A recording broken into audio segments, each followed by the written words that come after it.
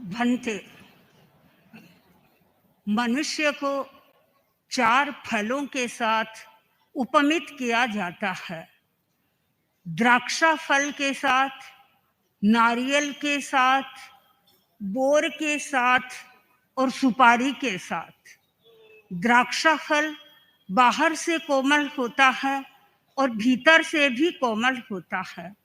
नारियल का फल बाहर से कठोर होता है किंतु भीतर से कोमल होता है, और बोर का फल भी ऊपर से कोमल होता है और भीतर से कठोर होता है। सुपारी का फल बाहर से भी कठोर होता है और भीतर से भी कठोर होता है। और जब मैं इस संदर्भ को साध्वी विमल प्रज्ञा जी के बारे में घटित करती हूँ तो मुझे ऐसा लगता है शासन श्री साध्वी विमल प्रज्ञा जी का जीवन द्राक्षा के फल की तरह है। वह फल जैसे बाहर से कोमल होता है वैसे ही भीतर से कोमल होता है। शासन श्री साध्वी विमल प्रज्ञा जी का जीवन भी मुझे बाहर से भी सॉफ्ट दिखाई दे रहा है और भीतर से भी वे सॉफ्ट हैं।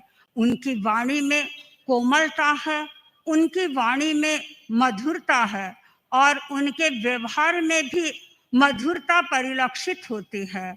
मैंने उनको 3 रूपों में देखा।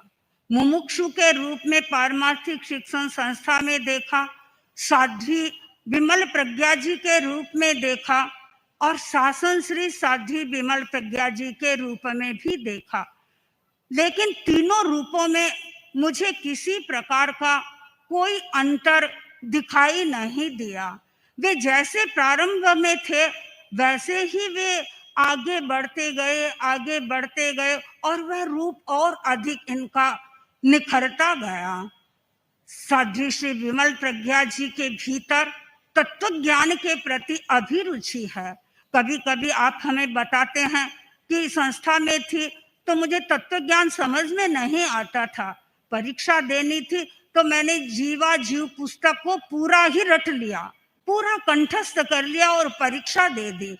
और उसके बाद धीरे धीरे जैसे जैसे इन्होंने थोकड़े पड़े इनका ज्ञान खुलता गया और तत्व ज्ञान के बाद आगम के क्षेत्र में इन्होंने प्रवेश किया। आगम का गहरा अध्ययन किया, मूल ग्रंथों को पढ़ा, छेद ग्रंथों को पढ़ा और उन्होंने किताबों ग्रंथों का प्रणयन भी किया।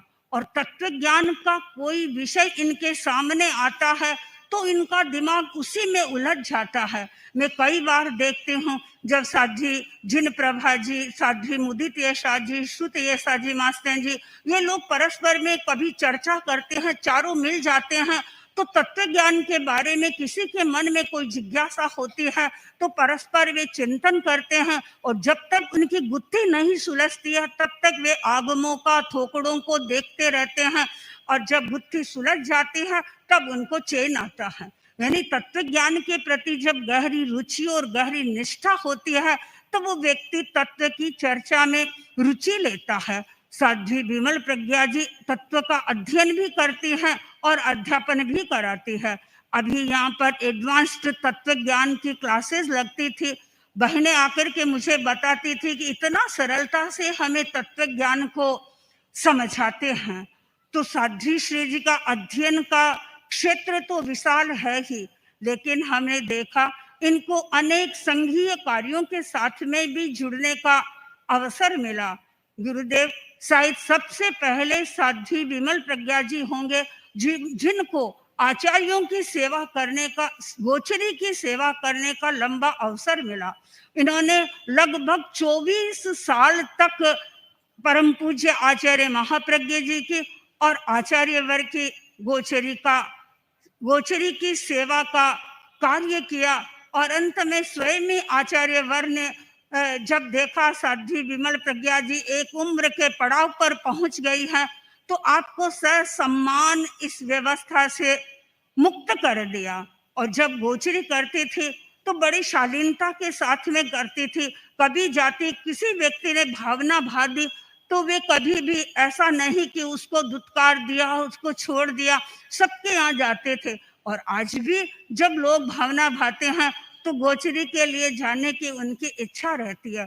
लेकिन गुरुदेव, मैंने इनमें ये भी देखा, ये स्वयं सीनियर हैं, लेकिन कोई काम करते हैं तो ये बिना पूछे नहीं करते हैं। अभी एक दिन गोचरी जाने का प्रसंग था और वहाँ संतों की गोचरी थी, तो मुझे पूछा कि वहाँ गोचरी संतों की है, भावना भा रहे हैं, क्योंकि गुरुदेव इनसे बहुत लोग परिचित हैं, तो संतों की गोचरी के लोग भी इनको भावना भाते रहते हैं।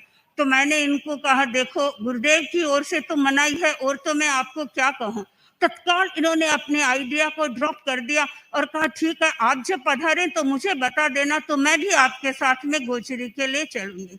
यानी ये इनका एक व्यवस्था के प्रति समर्पण भाव है।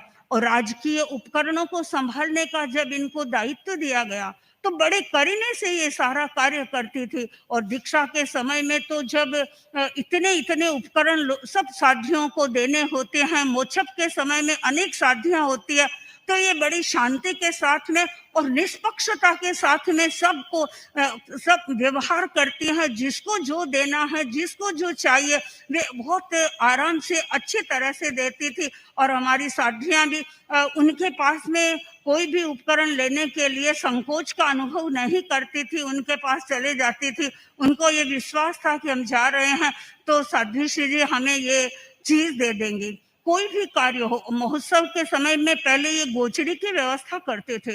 इतनी लंबी लिस्ट होती थी और उस लिस्ट को भी वे मतलब इतनी सजगता से करते थे और पूरी निष्ठा के साथ में उस कार्य का भी इन्होंने निर्वहन किया।